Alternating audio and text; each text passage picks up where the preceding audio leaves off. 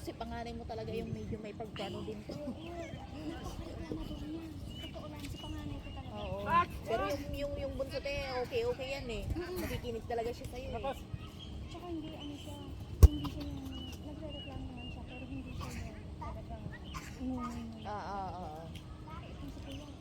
Tapos yung sinabi ko, today is the last day of the month, ha? Sabi ko, just enjoy. You don't have to be upset and you don't have to complain so much with us, okay? Just enjoy today. This is the last day. So, okay. Okay.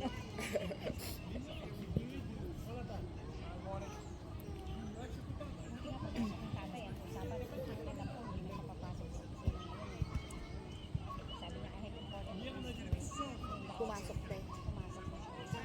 Oo. Oo, pag wala sila, pag wala yung nanay at tatay. Ay, pagka naandyan yung, lalo na pagka naandyan ang ano, itong si Kuya,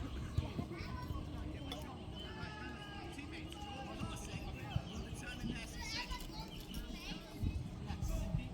Next week sa Dragon kami.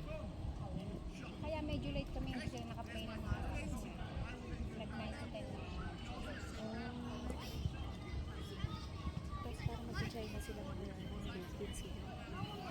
Or 17. Kailan bang back to school? 20